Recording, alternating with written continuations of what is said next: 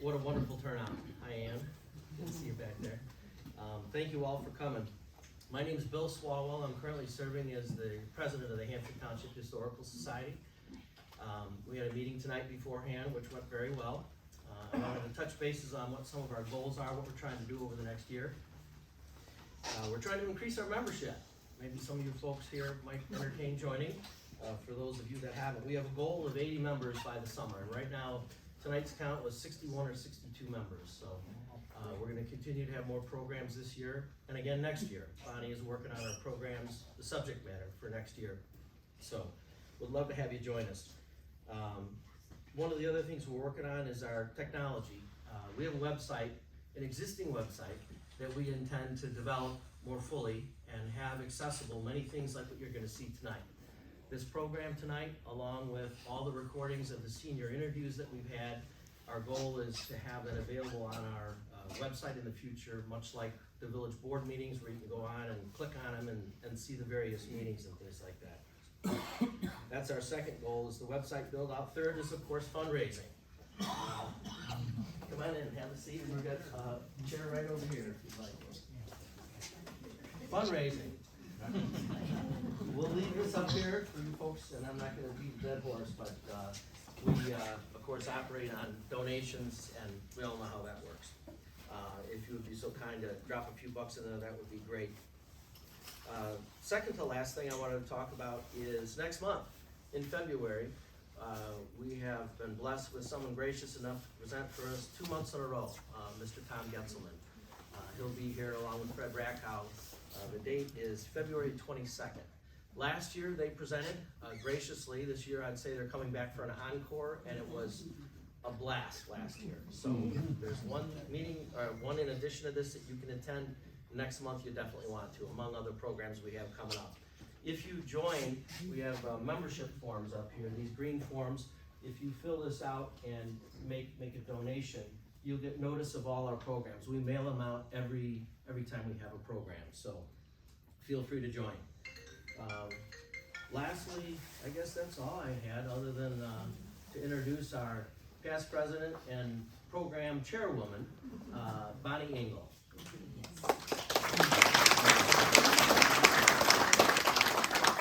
Thank you, humble plea.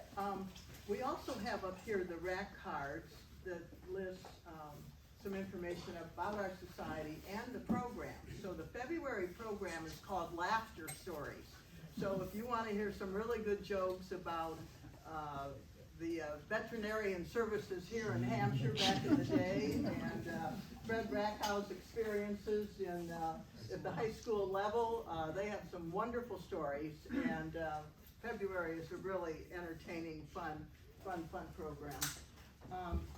If I can rabbit track just a minute and talk about our members. Last we counted, we think we have 5 members under the age of 55. So most of our membership are older folks. And it seems like, I could be wrong, but you know, the younger folks are working, they got other things on their mind, and there's not quite the interest in our history or history in general, or family memorabilia even, that we have seen in past years. And that begs for me kind of an urgency or an importance that, you know, we capture what we can capture of Hampshire's history now, and that we do our interviews of seniors now before we lose them, that we record the stories of Hampshire and the families and this wonderful community now.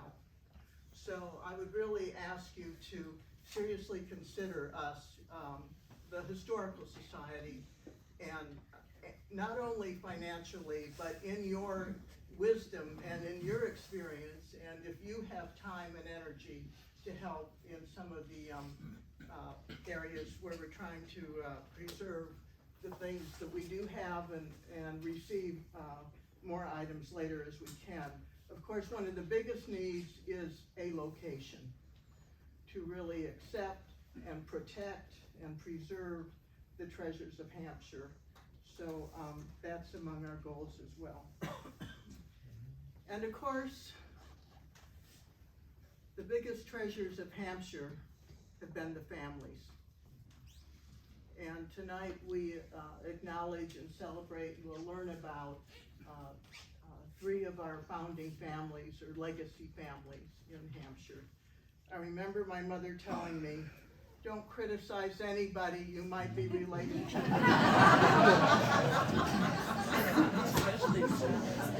And when there was a town of 800 or 1,000, that was kind of true, kind of careful.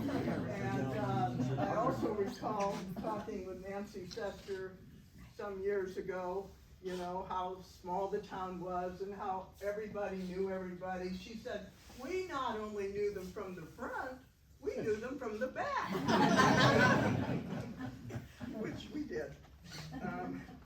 But tonight, I hope you will consider that you're in a movie. And I say a movie in that this is going to take 1 hour and 40 minutes. Okay, I don't think we're going to get through this in an hour. I think I maybe overbooked the content a little, but in any case, we are so happy you are all here. We will have a break after the Herrmann presentation. First is Tom Getzelman, and then Michelle Seyller Podkowa. Is that right? And I'm sorry? Podkowa. And then we'll take a break, and then we'll have a presentation on the Seyller family. I'm sorry, I misspoke. Getzelman, Herrmann, a break, and then Seyller. I'm not nervous, right? So, with no further ado, Tom Getzelman, please tell us about the Getzelman family.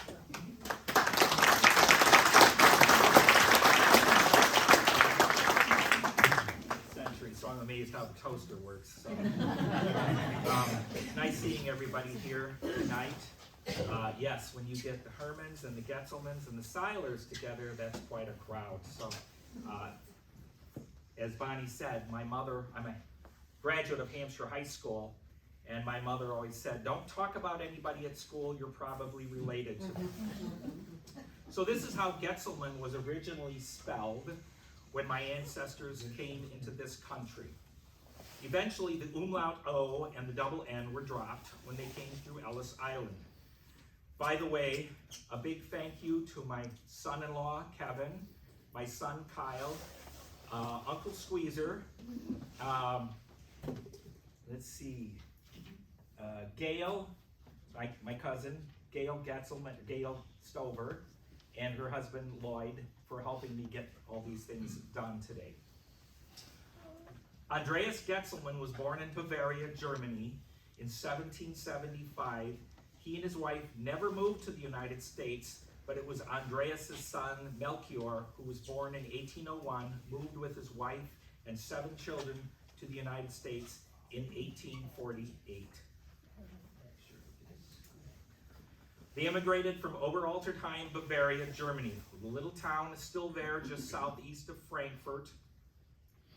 And from what I've been told, there have been many, many, many Getzelmans that are still there growing up, and many of them have been burgermeisters or mayors of Oberaltertheim.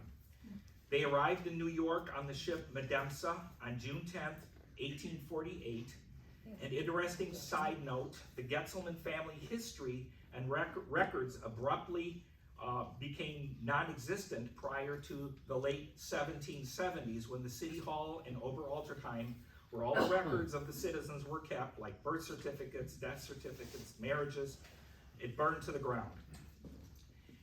At that time, the city fathers asked the town people to come forward and tell local officials the names, dates, birth, deaths, things like that, so of what they could remember, so that the city officials could record and reconstruct the records and write it down. That is why much of the Getzelman family history is non-existent and is scarce earlier than the 1770s. No one was put into the witness protection program, in case you're wondering why there's no prior family history to 1770. When Melchior Getzelman, when the family arrived in New York, they took a train from New York to Chicago, and from there, records show the family settled in the Hampshire-Burlington area in 1848. They were, as their 7 children, they were in birth order, Michael Johann, or MJ, that's my great-great-grandfather, Jacob, that's Michael Johann, Jacob, who had a son, Charles, who had a son, Floyd, whose wife was May. She started May's Dress Shop in Hampshire. One of their kids was Jean Getzelman, who had a son, Terry Getzelman, who owned Getz's Auto Body. More of Floyd and May's children were Rita Mae Getzelman and Jeanette Getzelman, right over there, came from Wisconsin tonight. Jim Getzelman, who started Westway Construction Company. Donald Getzelman, I had a Donald Getzelman who's an uncle, but not this Donald Getzelman, and David Getzelman.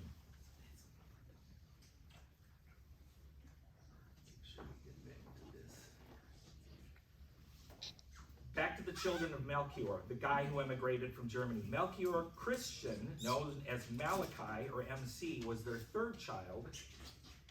And then there was Margaret, Henry, Heinrich, and Andreas. As I've said, the 3rd son of Melchior was Melchior Malachi Christian, or MC as we called him, and he started farming with his family in the Hampshire area, but at the age of 24, he enlisted to fight in the Civil War, and Malachi Christian served in the 52nd Illinois Volunteer under General Sherman's March to the Sea. He also fought in the battles of Shiloh and Lookout Mountain. When the war was over, he immediately resumed his agricultural pursuits by farming in the Hampshire area. For 16 years, he continued farming and increasing the boundaries of his farm until he owned 700 acres of farmland. Then in 1893, he moved to Elgin and got into an entirely different business, banking. He eventually was one of the organizers of the Elgin National Bank, and at one time he was also the president of both the St. Charles National Bank and the Bank of Algonquin. We Hampshire Getzelmans refer to him as the rich Getzelman. There actually is a Getzelman Drive on the west side of Elgin. I'm not sure which Getzelman had their involvement in this building that is still standing in Elgin near the corner of State and Chicago Streets on the northwest corner of that intersection, but I guess it was probably had to be Malachi Christian. You know, the rich Getzelman. If you look closely, you can see at the top of the building, it's still there, Getzelman. But for brevity tonight, if that's possible, I am only going to concentrate on my direct descendants of the Getzelmans, because 100 years ago, most Getzelman families had 6 or 7 children, and some up to 9. And I would be talking for hours on all the Getzelmans in this area of Illinois. Michael Johann, or MJ, there he is, was my great-great-grandfather and had 9 children. Is it just me, but when you have 9 kids, you would normally look tired. He looks tired. John, my great-grandfather, was his 5th child, and he was born in 1865, and this lists their kids. MJ's 9 children in birth order were William Henry, Elizabeth, Susan or Susanna, Cyrus or Cy, who was Buzzy Getzelman's grandfather, John, who was my great-grandfather, Julius, Anna, Andrew, and Emma. John, my great-grandfather, married Emma Berner on February 12th, 1883. Here is their marriage license that we still have. Actually, Uncle Squeezer still has it. And then this was their wedding photo. They had 6 children, and they settled on a farm near the junction of Big Timber Road and Harmony Road, north of town, previously owned by his father, MJ. If you look at this plat of survey, it also shows MC Getzelman. I don't know if you can see it. MC Getzelman's down here. That's Malachi Christian. That was the banker guy. And that's M.J. Getzelman. If you can see, big timber goes all along there. There's Harmony Road. There's, I think that's Melms would be coming in up there. And you can recognize a lot of Hampshire names. There's Kelly, there's Bazell, Reed, Shatters. I mean, you just see them, Widmeyer, they're all up there, Meyer. So it's just kind of cool to look at all of those old Hampshire names.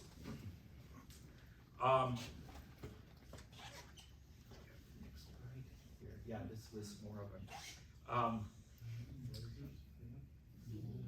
In fact, both Malachi Christian and Michael Johann Getzelman eventually paid for city lots in Hampshire where the Zion United Methodist Church now stands, as well as the lot where the church parsonage stands. Over the years, it became affiliated with the United Methodist Church. By the way, the Zion Church will celebrate 180 years next year. It is still the oldest church in Hampshire Township. I'm still a member. I spoke last year to the Historical Society about the Zion Church. John and Emma settled on the farm he inherited from his father, MJ, on the north side of Big Timber Road, near Harmony Road. There isn't much left of the old farm except 2 old tin buildings. John and Emma and their 6 children grew up on that farm on Big Timber Road. Their oldest was my grandfather, Harry. Their other children were in birth order: Mabel, Roman, Laura, Fremont, and Bernice. John Getzelman's nearby neighbors were the Beans. See that on there? There's the Bean family's land. And that was the 1892 plat of survey of Hampshire Township. In fact, the old Bean schoolhouse is still there. I went up driving around in October when the weather was good and took a lot of these pictures. And the descendants still live next door on their great-grandfather's farm. A funny story about my grandpa would love to tell me, back in the day, many of the farm implement companies, such as International Harvester and Oliver, would also manufacture automobiles. The Case Farm Equipment Company was no different and made a car too. Growing up on the farm, I remember learning to drive my first tractor when I was 8 years old, and it was a Case. This is similar to what I used to drive, complete with the flywheel and the steering rod. So much for child labor laws when I was 8. The Bean family happened to own a Case car, and they would pile into it every Sunday to go to church, and they would have to drive right past Great-Grandpa John's farm to get to church in Hampshire. My grandpa Harry would shout out, "Hey, look, there goes a case of beans." Grandpa always thought that was funny. Maybe that's where my sense of humor comes from. To the south of the old Getzelman farm on Big Timber Road is where Buzzy Getzelman grew up. My great-grandfather's older brother, Cyrus, would be Buzzy Getzelman's grandfather. This is where Buzzy Getzelman's farm was, south of Big Timber. His son, Mike, still lives there with his family. To the south of those farm buildings is where Buzzy would land his plane on his own airstrip. This first photo shows what a nightmare flying around O'Hare Airport can be. I learned how to fly a single-engine plane out of the old Elgin Airport when I first got out of that school. So I was shocked when I saw Getzelman on an FAA map on the land just south of the old Getzelman farm on Big Timber Road. The second photo shows the location of the Getzelman airstrip. The FAA puts out maps in every landing strip in the country, commercial or private, just in case you have an emergency and have to land your plane quickly. Funny story how Buzzy got his name. I always assumed that Buzzy got his name because he flew a plane. But about 4 years ago, before Buzzy passed, I asked Buzzy how he got his name. He explained to me that his sister Jean could not pronounce brother, and all that came out was bruzzer, which eventually became Buzzer, and in time morphed into Buzzy. So that's the story behind Buzzy Getzelman's name. Getzelman's is already good at giving nicknames to everyone. More on that topic later when it comes to my uncles. Eventually, great-grandpa John Getzelman also purchased 200 acres of land south of Hampshire, and with time, my grandpa Harry purchased adjoining land nearby to the original 200 acres that Grandpa John had purchased. Included in this land was 40 acres where the old FS plant sat on French Road, near where the Shirewood Farm subdivision would later be built. This doesn't show the Getzelman land on this plat of survey, but it's the area. The green there is Hampshire. The big long line going back and forth is Route 72. This would be French Road. This is the area where great-grandpa John would have purchased that 200 acres. It happened sometime around 1911, and that's why my sister Ann has an Illinois Century farm in front of her farm on Getzelman Road. About 13 years ago, my sister filled out some paperwork that showed that the same family had owned the same land for over 100 years, making it known as an Illinois Century farm. The sign sits on her 15 acres that has been there for over a century. Back to the same plat. Incidentally, when I was looking over this plat of survey, I noticed the name Christian Berner. It's way down here. And this is embarrassing to say, but I didn't make the connection that my great-grandmother was Emma Berner. And I figured, well, most likely that's how they're related, but it was embarrassing. I didn't even make that connection. Here is Berner Road where it intersects with Briar Hill. And that's where the Berner farm was. This would be my great-grandmother's father, Christian Berner. 1911 was about the same time when great-grandpa John purchased a house in Hampshire on Jefferson Street and moved into town off the farm. My two great-aunts, Laura and Bernice, moved there with him. And there it is. And this photo was taken this past fall during the week of Halloween, hence the Halloween decorations. It sits catty-corner to the southeast from Block's Country Market. After 1911, Grandpa John lived in town and commuted to his farm on Big Timber Road daily. Eventually, 10 years later, he had a farm sale in 1921. Here's a poster of the farm sale that my Uncle Leroy still has. This poster is 103 years old. Like great-grandpa John's purchasing land and adding it to his original 200 acres, Grandpa Harry purchased, piecemeal, more and more acreage next to the 200 acres of great-grandpa John's land. Including in that was the North Farm, the farm that just sits just south of, this would be the North Farm. This is the farm with the house that sits way back off the lane, and there was a barn there. This is where Shirewood Farms subdivision, and that's the FS plant that used to sit there. There's an interesting story why my kids attended Burlington Central schools, even though I went to Hampshire schools. We lived within Hampshire Township, but this applies to why the kids living in Shirewood Farm subdivision had to attend Burlington schools too. It seems that in 1947, the people of Hampshire, Burlington, Plato Center, and Lily Lake wanted to consolidate and build a high school. I've been told that the Hampshire people insisted that the new high school should be built in town in Hampshire. The other towns wanted the high school to be built out in the country and wanted it to be centrally located between all the other communities, hence the name Central High School.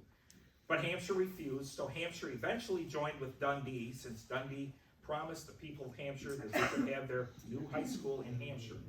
So Burlington, Plato, Lily Lake, and Udina went together and built Central High School out on top of Tower Hill, more centrally located.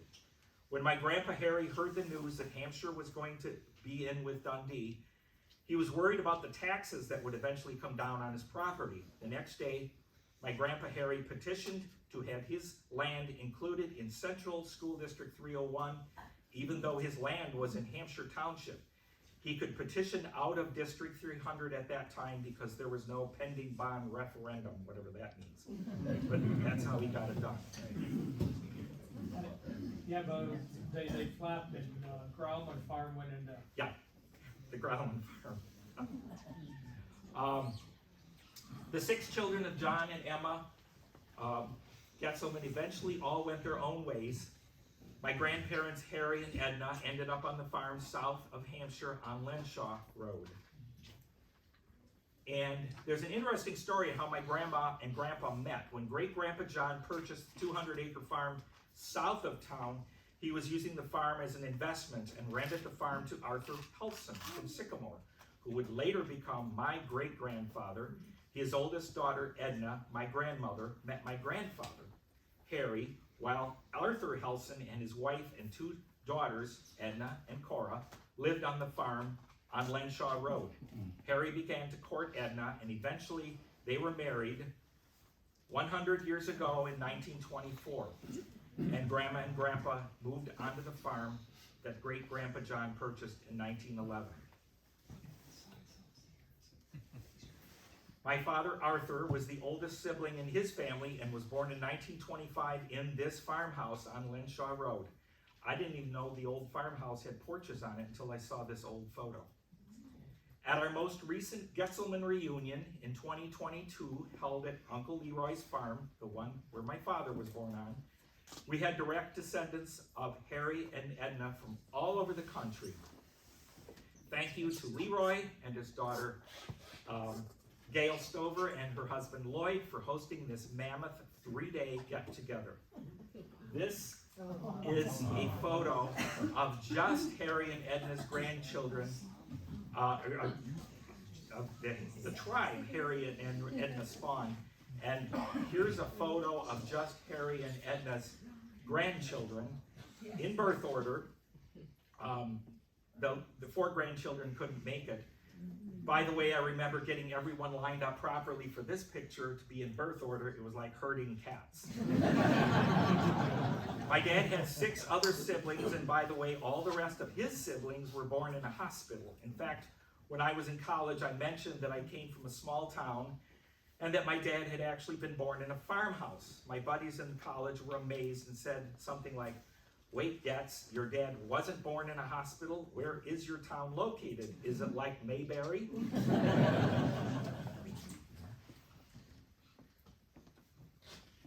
This is a photo of me and my siblings taken about 7 years ago. Evidently, I didn't get the memo to wear blue that day. And I think I may have just told a joke to my siblings moments before the photo was snapped, which explains why we're all smirking. Imagine that, me telling a joke. I have an older sister, Jean. She's a retired anatomy and physiology high school teacher and lives in Amboy, Illinois with her husband, Jim. My brother, Bob, is a retired veterinarian and lives in suburban Denver with his wife. Bob is 2 years older than me, but I got through vet school 3 years before he did. I like to refer to myself as the smarter, more handsome, and more humble of the 2 Getzelman.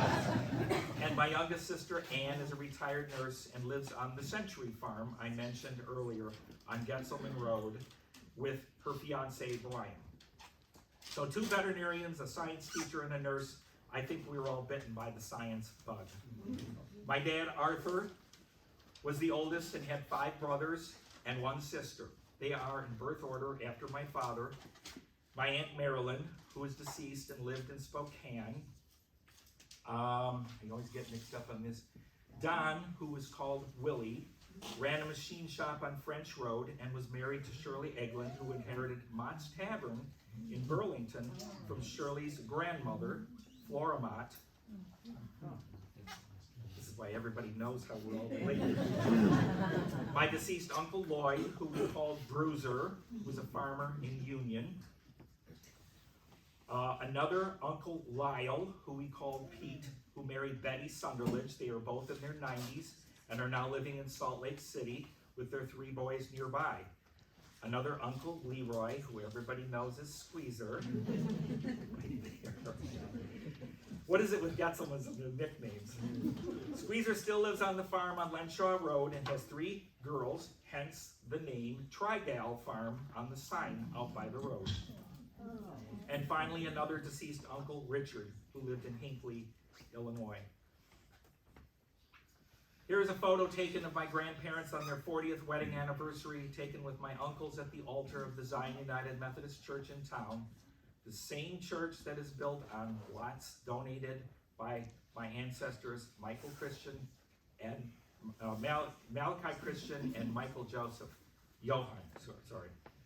Funny story about my uncles and their nicknames. When my wife-to-be was addressing wedding invitations for our upcoming wedding, she casually mentioned, "Wait, Tom, don't you have more uncles than just the 5? What about Uncle Pete, or Uncle Squeezer, or Uncle Bruiser?" "Oh, those are all just nicknames," I told her, because she was afraid we were excluding some family members. And in closing, I know you would all expect some juicy information about the Getzelmans, so I thought I would part with this. By the way, you can find all sorts of good stuff on the internet nowadays. Not all of us Getzelmans were on the up and up. In the late 1890s, my great uncle, I think, was fined $10 for violating the game laws of King County. He evidently had shot a prairie chicken and there was a warrant out for his arrest. He was on the trip out east, but his brother, I guess that could be my great-grandfather John, found out about the warrant and decided to plead guilty for him and pay the fine. By the way, $10 was a lot of money in those days. And so, from our humble beginnings of Andreas Getzelman in 1775 in Bavaria, to eventually the Getzelman tribe in Hampshire, Illinois, we've had a wonderful and interesting history over the centuries.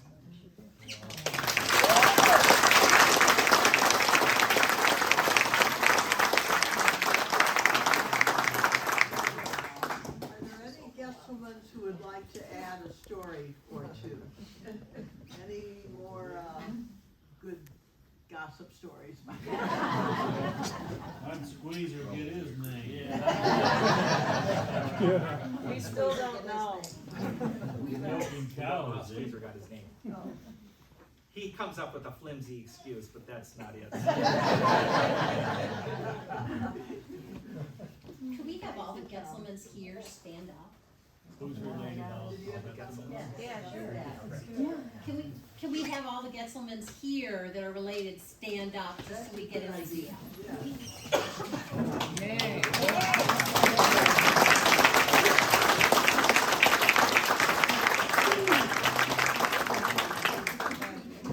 And now Katie Herman will be talking about the Herman family, Herrmann. Spell that correctly.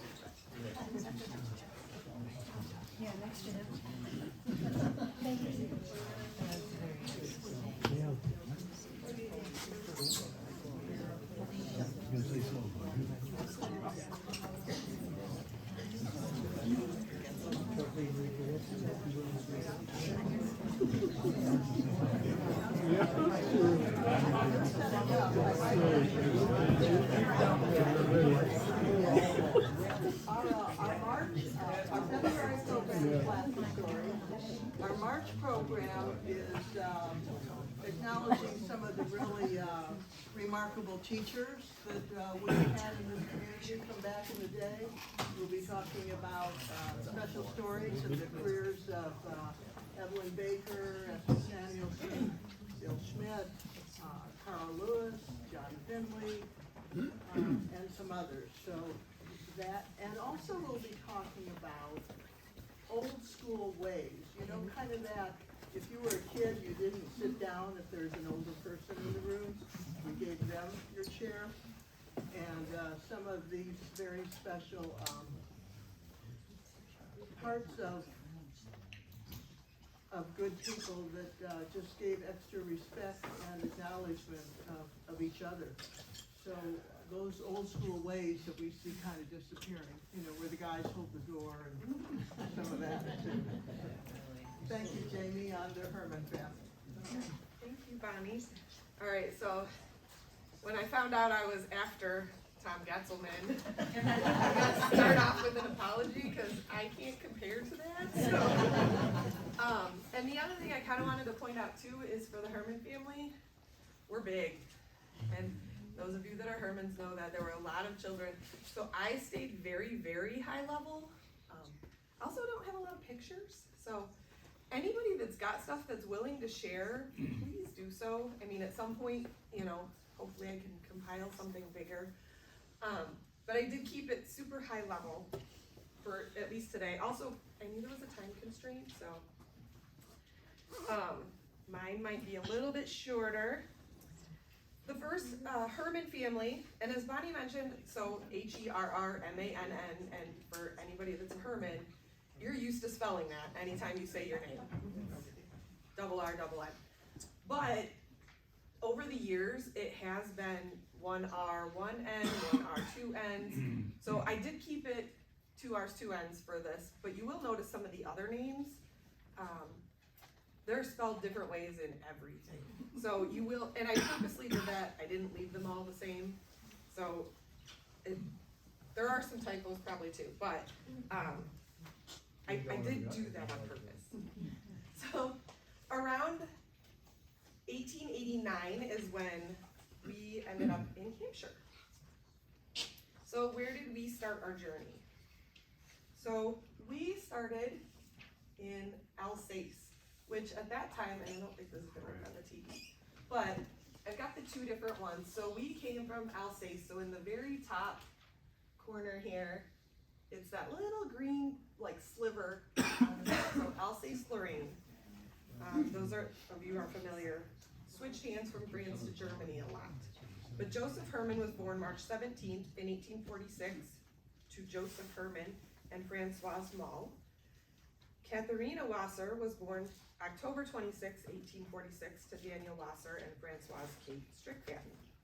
Both were born in, excuse my pronunciation, so I think it's Bynum, Bas-Rhin, Alsace, and that was in France at the time.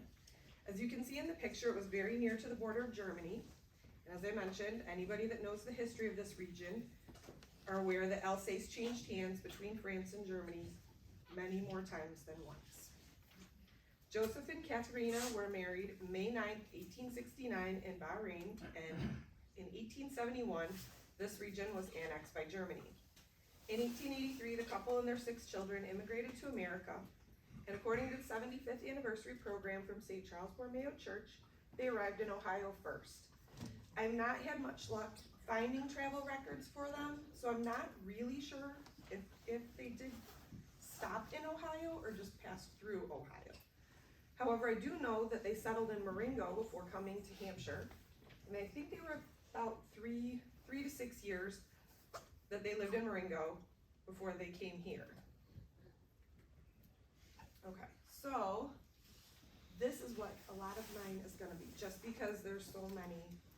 So this is Joseph Herrmann, is called the matriarch of who came to Hampshire. So he and Katharina married, and these are their children. So they had a baby boy, Joseph, born in Germany, either 1868 or 1869, that did not live. So then, as was traditional, and you'll see a lot of these names over and over, they named the next one Joseph. So just to, get a little confusing. And then there was Frank, who is actually my great-grandfather, so that's where my line comes. Louise, Francoise, or Frances Herrmann, another Katharina, or Kate Herrmann, another baby boy that died right away, George Jacob Herrmann, another baby boy, Mary Herrmann. It's Lena or Lena, I'm not sure. Given the way it was spelled in one of the censuses, I'm thinking it might be Lena. And then Rose Herrmann was the youngest sister. So, this is a picture of the family. So from left to right, you've got the top row, Catherine, Francoise or Frances, Frank, Louise, Joseph. And so that would be, so Joseph on the far right, he's the oldest, and then Frank, and then Louise, Francoise, and Catherine. And then the middle row is the father, Joseph, George, Katharina, and then we've got Lena and Mary and Rose at the bottom. And this is about the only picture of the family I've found so far. I shouldn't say I can find. I'm sure there's stuff out there somewhere, but I don't know you, but I got stuck down rabbit holes. So I'm just gonna kind of go through the families because, like I said, there's so many kids and they kind of went different directions. So this way, everybody could kind of see where maybe they fall into this. So this is Joseph Herrmann III, so he's the oldest son. He married Mary Grolleman, and I believe they farmed on, I don't know if it was her family's farm, but they ended up in Burlington area. So they had Mary Louise, Anna Teresa, Joseph Leo, William Frank, Cecilia, Edward Albert, and Ernest Michael. The next one is Frank Anton. And so he married Salome Seyller, or Sally Seyller. And they had Frank Herrmann Jr., Rose Herrmann, Odelia Mary, John, Martha, Bertha, Lorena, Harold, who is my grandfather, Eleanor, Anthony, Clarence, and David. And they farmed in Hampshire. I'll kind of touch on that in a minute too. So Louise, oh, I forgot the E down there. So Louise married Anton Ekbach, and I believe they.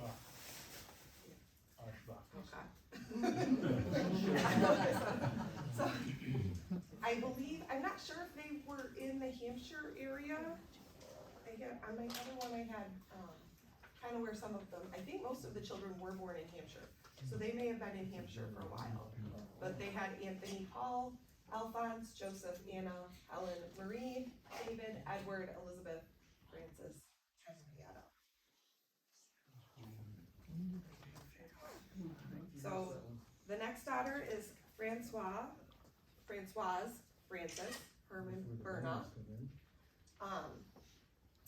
So they actually had a few more children than were listed on here. So they had Joseph, Matthias, Anton, Francis, Louise, and Henry. They did also have a couple children die in infancy or at very young age, and there was kind of a sordid story.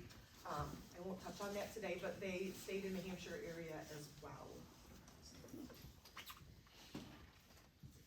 The next one is Catherine, or Katharina, or Kate Herrmann Butts. She married George Butts. They were in the Hampshire area for a little while. She also had a couple of children in Chicago. She was back in Hampshire. I'll kind of touch on this in a minute, but they did end up in the Belvedere area. But they had Edward, Odelia, Catherine, Mary, Margaret, George, and Helen. And then George, he also stayed in the Hampshire, Burlington area. He married Josephine Seyller, so if you recognize from Frank, so two of the Herrmann brothers, these Herrmann brothers married two Seyller sisters. So they had George, Albert, Carl, Catherine, Virginia, Antoinette, Isabel, and Charlotte.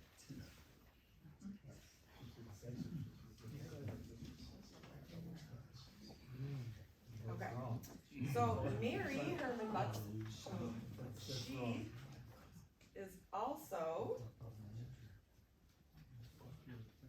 you'll recognize her husband's name because it was the husband of her older sister.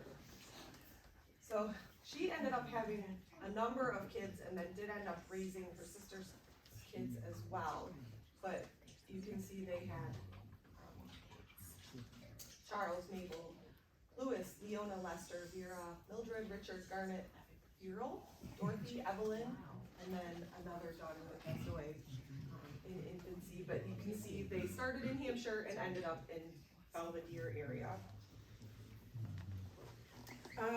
Lena Herrmann Lender,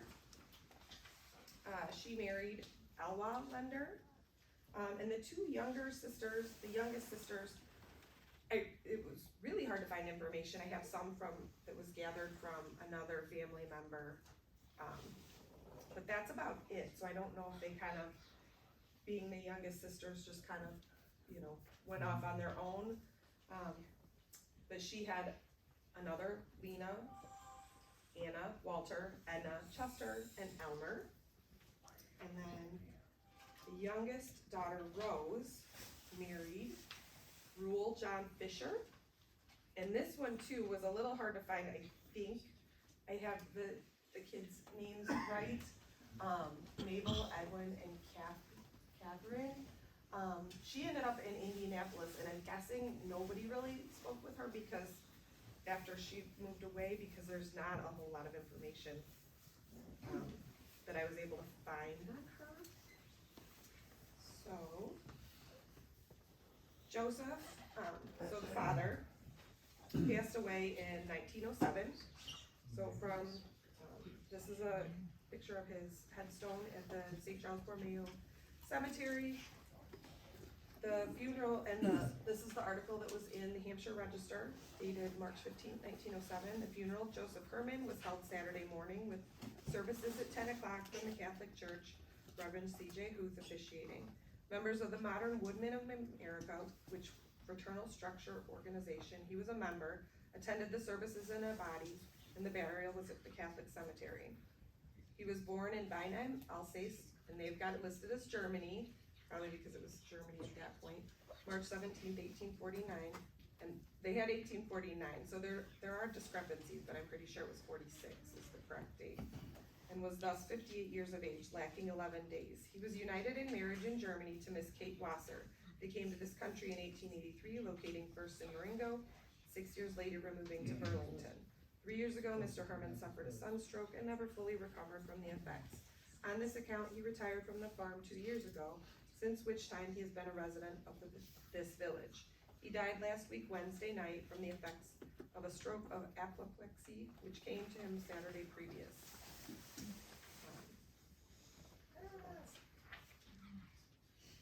then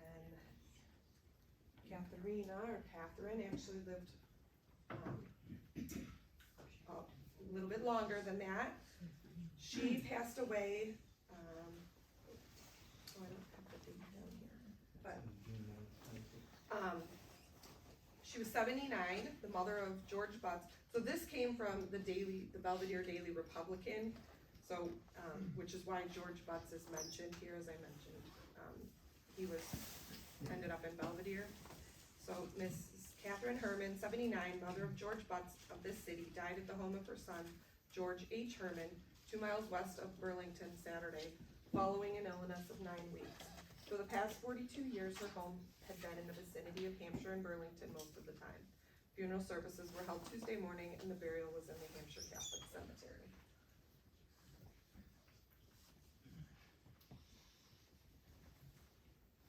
Okay, so, and then I'm gonna kind of just switch. So where do I fit in all of this? As I mentioned, so Joseph Herrmann, so Frank Anton, he was the second son, was the father of my grandfather Harold Lincoln Herrmann, and then my father was Michael, and then there's me.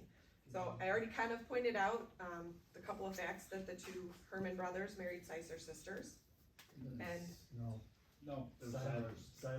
they're listed as Seyller. they were Seyssers. Grandma Herman was a Seysser Yeah, and her, there's a Seyller family, yes. which may have been, kind of like Herrmann. Well, They that's all like end up my dad, changing. Bob Seyler married Jim, or my mom, which was George Jacobs' daughter, and his brother married Antoinette, which is George Jacobs' daughter. So my dad and his brother married Herman girls. Mhm.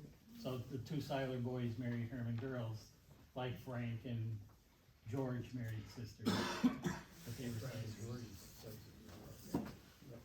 So then I kind of already pointed out that Kate and Mary married the same man, so George Butts. And again, a little scandalous.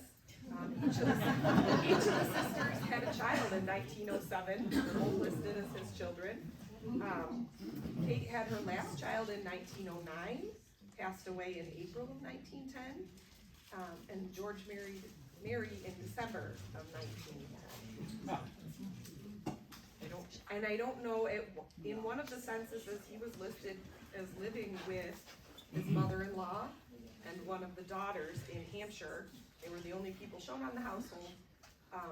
But but it wasn't either one of the daughters that he was married to. So I'm not really sure, like, pictures were there, but, you know, didn't get a chance to really dig in. Okay. So Frank Herrmann married Salome, or Sally Seyller. So on the left is a photo of Frank and Sally from their wedding. They were married February 21st, 1900 in St. Charles Borromeo Church, where he served as a trustee for several years, and his family was active in all the parish organizations. They farmed in Hampshire until 1945, when they retired to town. The newspaper clipping on the right is about their golden anniversary celebration that was also was celebrated at the church hall. Also of note, they gifted the window of St. Mark in the sanctuary in memory of his parents, Joseph and Katharina, and also gifted the stations of the sorrowful mother.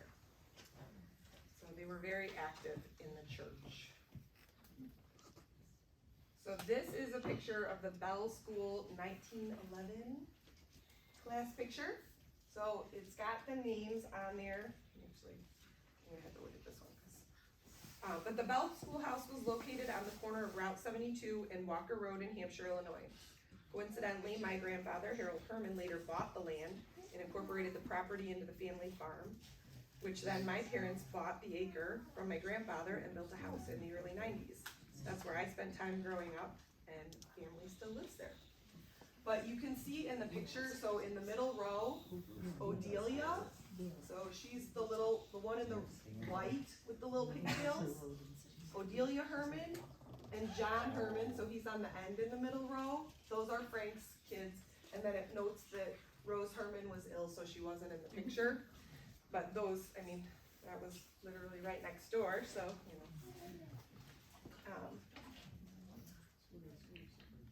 And then, so the 1928 plat shows, so that's, this is the larger picture, so the highlighted is what is over here.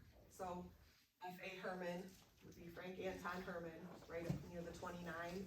And then you'll notice the black dot in the upper left corner, that's where the Bell Schoolhouse was.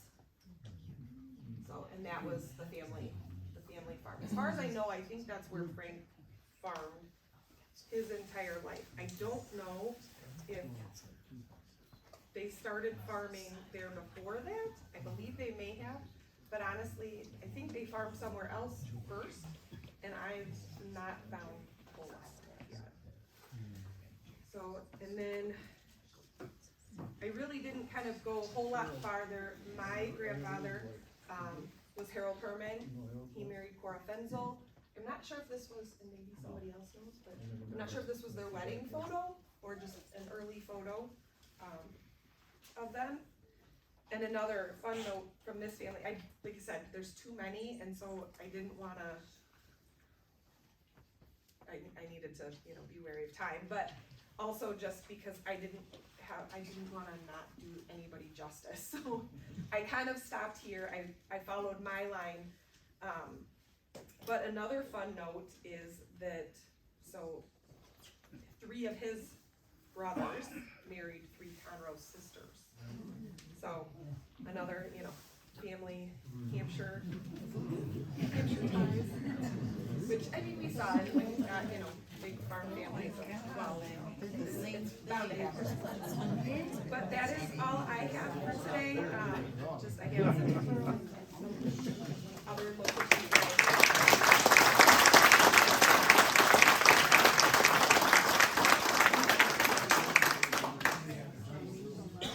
Would all of the Herrmanns please stand up? All the Herrmanns, stand up.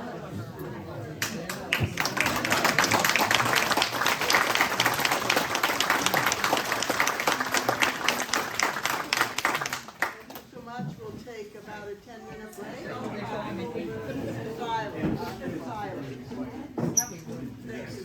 Good evening.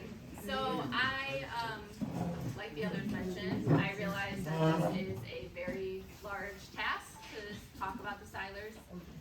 Initially I thought that when I was asked, I would talk about my bloodline, and then when I saw the interest in this on social media about a week ago, I decided to kind of revamp it all and do it a little bit different, focusing a little bit more on the earlier generations that apply to most of the Seylers, and kind of try to cover a little bit of everything.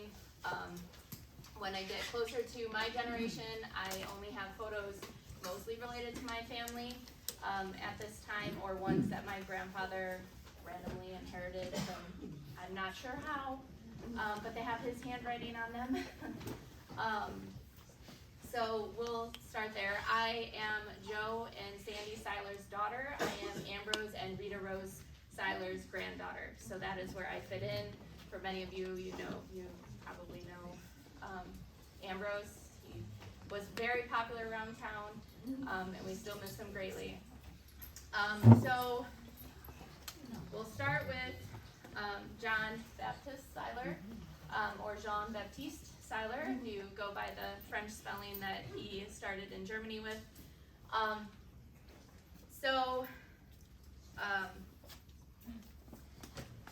John was from Alsace, France.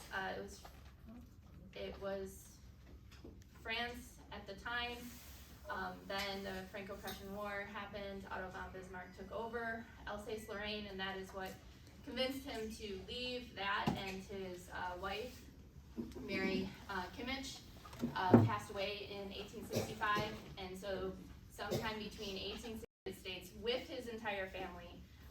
His youngest daughter at the time, Victoria, was born in either 1864 or 1865, so she was pretty little. The oldest, who we think is the oldest daughter, which is Catherine, although some sources switch the first two daughters. Catherine would have been mid to late teens at the time, and he did have one stepson, because Mary Kimmich was actually a widow when he married her. So there was at least one stepson. We don't know if there was others. The stepson did eventually join them in the United States, we're pretty sure, because we have a photo with him in it, but we don't have a lot of information on him. So this is a picture of him.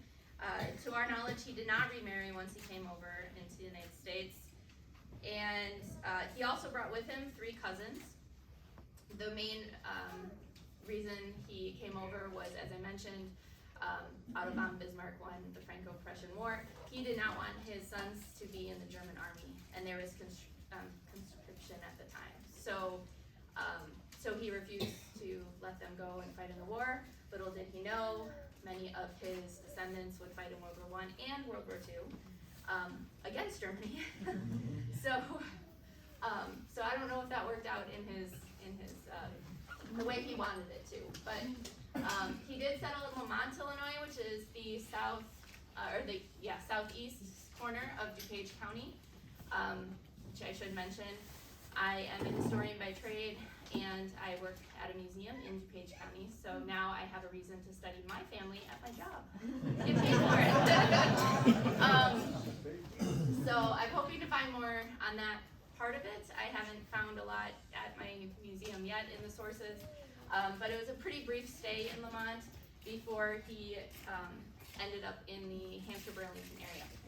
When they came into this area, his children and him, they all went to different farms, and his cousins, and they worked until they could afford to buy their own farm.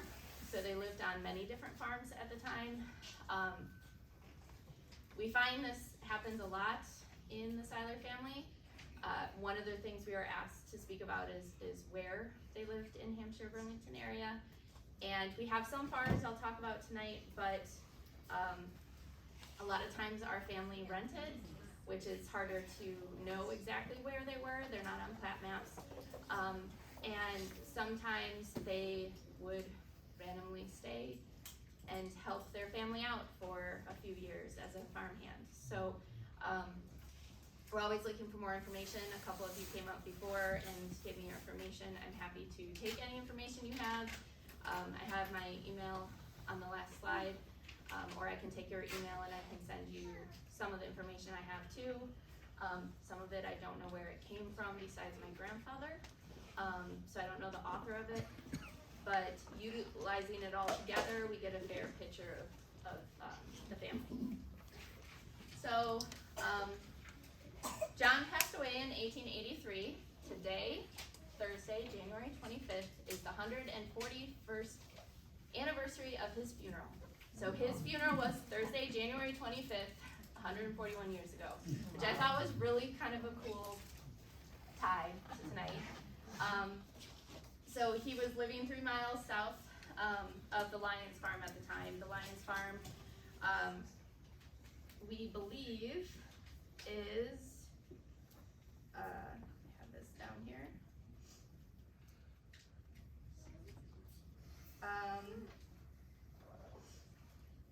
We believe is Denny Engel's farm today. So, near 72 and Walker Road. So very near the Herrmann family. So he had bronchitis for a long time, and then he died of pulmonary apoplexy, which is can be caused by the bronchitis. And that sounds really scary because I know a lot of people that have that right now. but it was just a combination of different things, it seems like. And then when he walked across the room, he fell and expired. This was in a newspaper. This is how they described things in the newspaper back then. He had a large family, all grown, and then the funeral took place on Thursday, and I did some math, and that is Thursday, January 25th, 141 years ago. So he at the Catholic Church being St. Charles Borromeo. We have a very long family history there in our family. I believe I was the 5th generation to marry in that church, and my children are the 5th generation to be baptized in that church.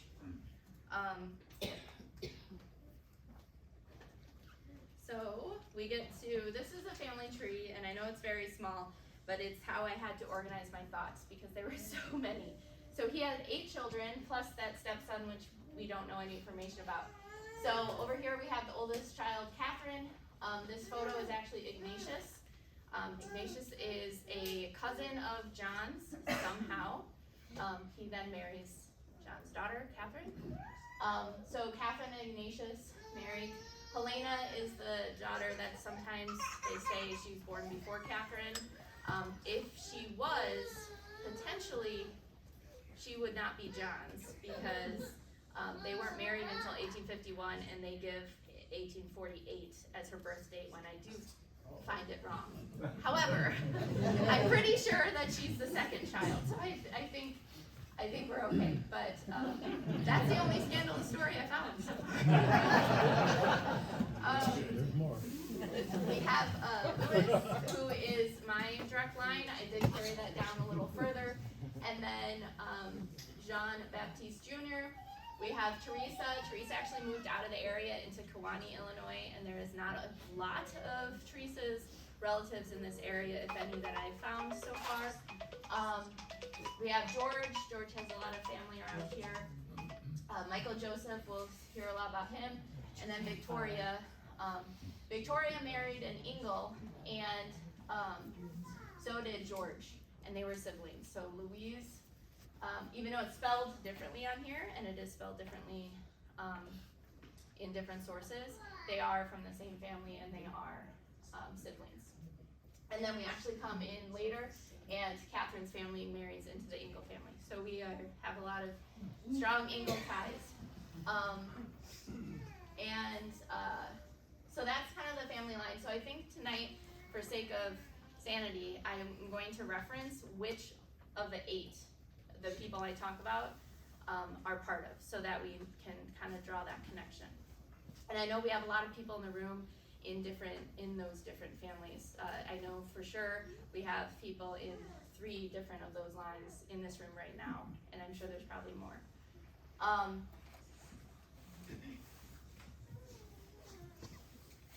So going into the, also just to mention, this is actually some of this generation, so John Baptist I'm counting as the first generation. The second generation would be the generation he came over with, but that were all born in Alsace. And then the first generation born in America I'm counting as the 3rd generation that lived here. So that 3rd generation, 66 children. Possibly 67, the one might have had 60. So 66 children that first generation born in America. So we have 66 bloodlines, so I cannot cover them all tonight. And it's scary. It's a lot of people. But just in this bloodline, if you don't count the Urs family, so Lewis had Walter. Walter had 2 children, and Ambrose was the only son. If you just count the Seylers, my direct Ambrose Seyllers, there's roughly 100 of us. So if you take 100 and multiply that by 66, there's a lot of family members in this family. Not all in this area, of course, but some of them did get naturalized. So this is Lewis's naturalization papers. So then we get to second generation a little more. I listed them here again. So we have this photo up here. This photo is available online at findagrave.com. It is free. If you type in find a grave and the name of the person you're looking for, they have to be dead. And then you will find it looks a little weird sometimes when you pull them up and it says, you know there's 10 children, but there's only a couple listed. That's because they could be living still. Just fair warning. But it does give a lot of information, and some people do upload a lot of photos on there. This photo is uploaded on there. This one is actually from our family. My grandfather actually wrote on it. So that's his handwriting on that. So we have John here. We have Michael. Grandpa, of course, would be Lewis, because it's my grandfather writing it. And then he has it as George as the top one. Sometimes they put George as this bottom corner one. And then the opposite one, they think, my grandfather also put Joe Engel on here with a question mark, but we think that is Joe, the stepbrother. So Joe Engel married Victoria, so it could be him, but we think it might be the stepbrother, because that is what it's listed more often when you find it online. The next picture over is actually Mary Welter. That is the Luxembourg woman that Lewis married. Would be my great-great-grandmother. Over here we have Catherine. There's a picture of Catherine. Remember, Catherine married Ignatius. That's on the other page. And then here is Lewis and John Jr. That's an obituary for Teresa. Again, she had moved away, so we don't follow a lot of her line.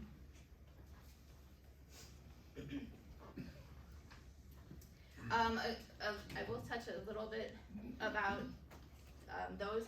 Catherine is the one that has really strong ties still to DuPage County. She actually, her family married into the Armbrust family of Armbrust, I believe it's Armbrust Plumbing out there, if any of you are familiar with them.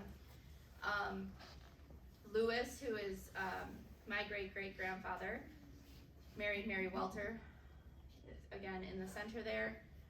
He was actually killed by a hit-and-run driver on Burlington Road, walking home one night, and he had lived on Burlington Road. So that is, so he lived on Burlington Road past the tracks, and we have a note that he actually had his wake was in their living room. I want to mention that this is actually very common at the time. Funeral homes didn't really get started until the 1880s. And after, when people actually started trusting somebody else to take care of their deceased relatives. But my grandfather used to tell me about that. And then Mary's house, after Lewis died, she was renting a house on Park Avenue, the Silas Baldwin house, that was owned by Frank Blazer.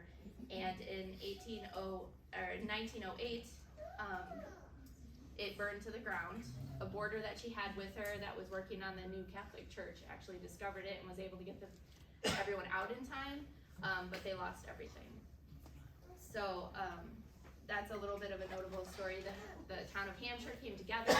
They got her some more furniture, donated some things to her, so she had some things for the remainder of her life. John Baptist Jr. lived on a farm east of Burlington Road on the north side of Rorison Road. And then he also lived on the west side of Peploe Road, the second house south of the Illinois Central Railroad. And this is interesting because he also helped build the Illinois Central Railroad through Burlington.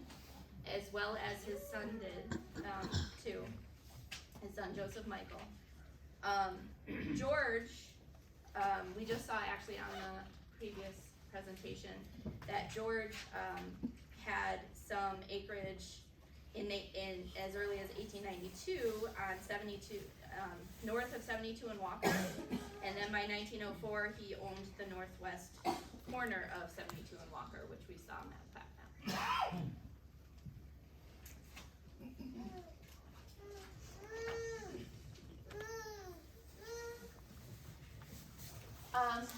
So this is Lewis's family.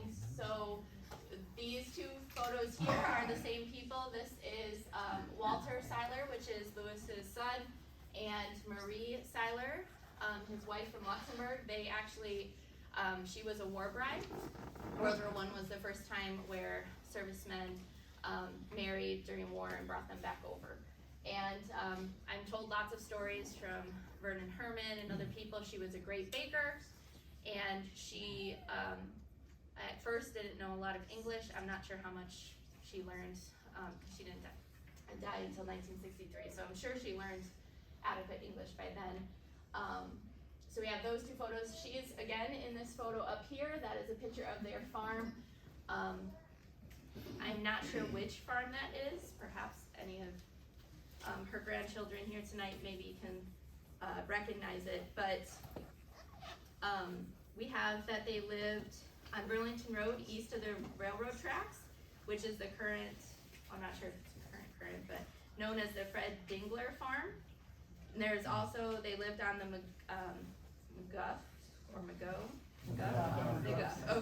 McGuff Road on the Archer Hample farm. They also, I heard from my grandfather, he used to get us in the truck, the red truck, if you guys remember the red truck, get us in the red truck and he'd drive us out in the country and he'd point out all the farms that he lived on growing up. And I got the impression that, well actually I think he told me, his words were like, that grandpa, his dad, so Gramps, could not physically hold down a job very well because he was sprayed with mustard gas in World War I. So, that was something he fought his whole life. I don't think anyone expected him to survive as long as he did. By the way, he survived until 1984. I really wish he would have made it a little bit longer because I was born a little after that. But he had a very long life. I heard he's a very funny guy, always making jokes. So then we get it over here. We have Joe is actually the one in the middle there, Lewis's son. And then this picture up here is his family as well. I do not have them marked which ones are which, but you can recognize Joe is the tallest there because it matches. I think the youngest one there is Anna Hill, or Annie Hill, Aunt Annie as she's called, and that's also her picture up in the corner there. Then on this picture here, we have left to right, Aria Seyller, we have, who married Joe, but he is not in the photo, Theron Arns, then Mary Arns, Louis Seyller, Jr., Bertha Seyller, Walter Seyller, Marie Weber Seyller, and then Annie Hill. So that's when they're older. And then these are some photos, these are some photos of those other family lines. These three over here are actually Catherine's family. That's the oldest of John Baptiste again. So that's Rose up in the top. I believe that is your Bonnie, who was up here before. That is her wife. Here we have Louise and her husband, and in parentheses Stone. This is my grandfather's handwriting. And thank God my grandfather wrote down on a lot of these photos. So that is, to give you the actual names, that is Louise and George Stoll. So good, who's pretty close, the last name. And then Albert, and that's his Louise's brother, Albert, is next to them here. And he was a mailman in Burlington, as you can see. Dad's first cousin, that would be Walter, old mailman in Burlington. Well, he's not very old in that picture, but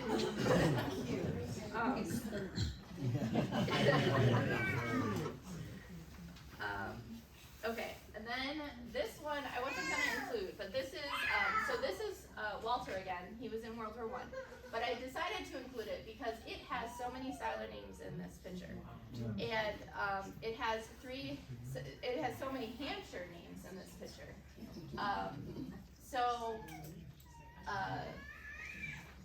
Have these written down. So Clarence Seyller, who's listed here, he is George's line. George Seyller, listed in there, is Catherine's line, and Walter Seyller, who's on the, right there is Lewis's line. Then we also have some Getzelman, Maynard, Peterson, Johnson, Conroe. So we have a lot of people in that photo.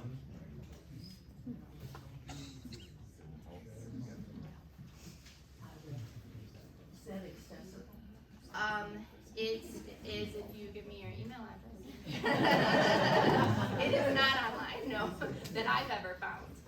That is from our family collection. Yeah. So the fourth generation. So this is where I start not having a lot of pictures outside of our direct line. So I do have some things written down from the fourth generation. So everyone remember Ralph Seyller? Yeah, he is pretty well known around the area. So he actually founded the Burlington Boys Club. Yes. And he was a crossing guard forever, from what I remember. We loved being able to walk occasionally. We didn't walk very often, but when we did walk, it was fun to see him. So Helen Umdenstock married Carl Dumlin. And Helen is actually from Helena's line, so that second daughter. And they farmed west of Hampshire, and Carl Jr. still farms today. Veronica, which is my grandfather's sister, so in the Lewis line, married Willis Yers, and they farmed Ingle Road, which is now the Burlington Prairie Forest Preserve. And my dad made a note that it's a mile-long driveway.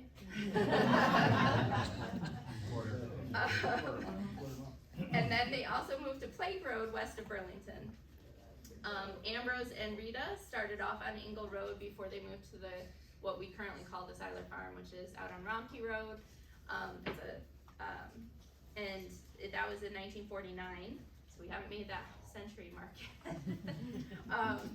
But that has been farmed by many people throughout our family, and currently is still being farmed by our family by Paul and Ron Seyller. So it was farmed previously by my late uncle Dan Seyller. I'm gonna say this name wrong. Catherine Watton. Juan. Of the Michael line, so that's one of the later brothers, married John Juan and farmed on Juan Road. Amelia Sester, who is of the Michael line, married Alfred Reeser, and they farmed on the corner of Plank and Main Street in Burlington. These pictures, that's my grandparents' wedding picture. This is a picture my grandfather sent back from the war. My grandfather, we have a lot of his war memorabilia from World War II, and he sent that back to his sister Veronica. So it says, to sis and brother-in-law and nephew, love Anne, which is what everyone called them, Luxembourg, 1945. Since his family was from Luxembourg, he actually was able to visit his mother's relatives when he was furloughed during the war. So we have some stories from that too. So we have Veronica, Marie, Walter, Ambrose, and then this is the only picture of that generation that I have that is not my direct family. That is, I have it here, Lloyd and Marvel. Lloyd actually died at 2 years old, so this is probably one of the few pictures that he had. This is in the Catherine line, so it's Catherine, George, and then Lloyd and Marble.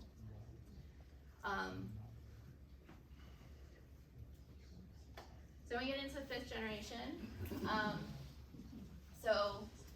Veronica had, I think it's 5 children. Did I get that right?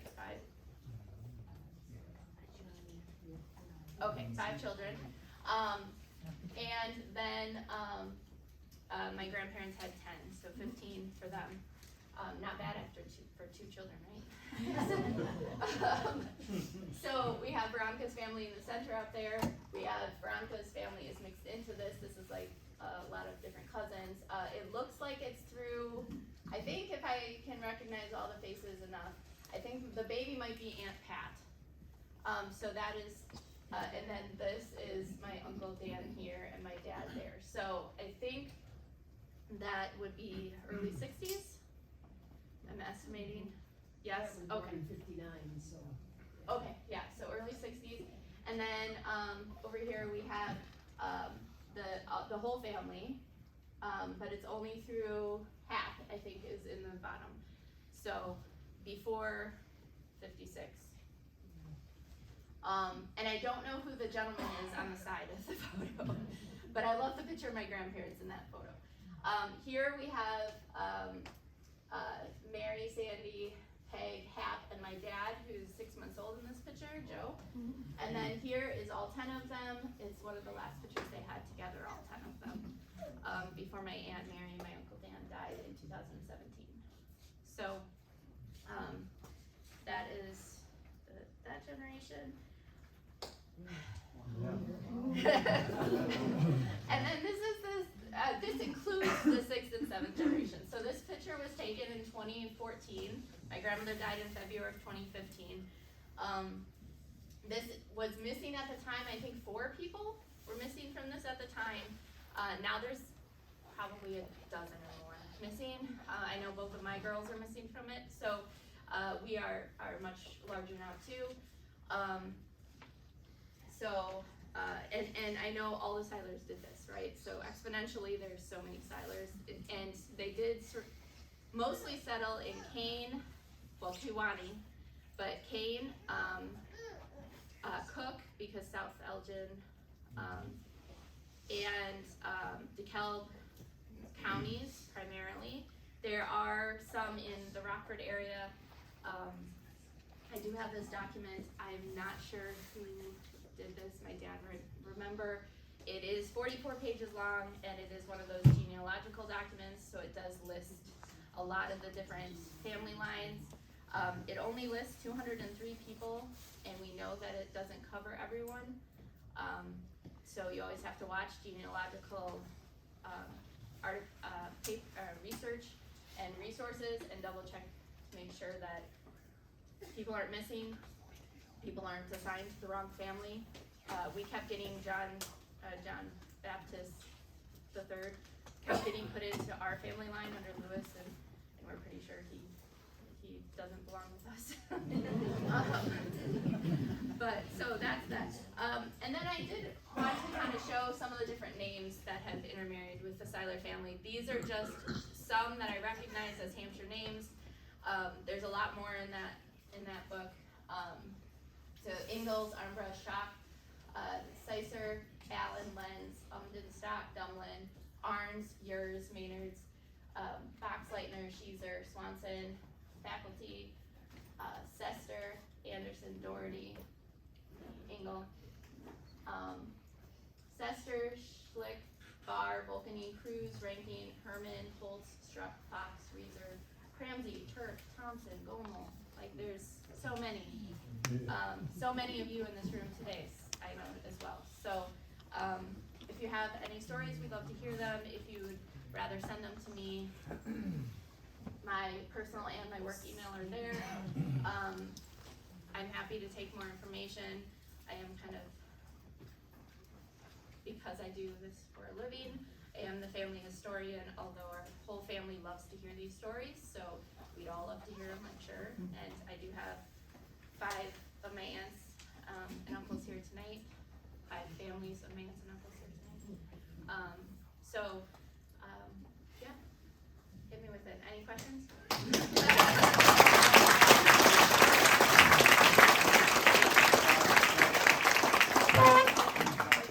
Because it's a silence, we're all related.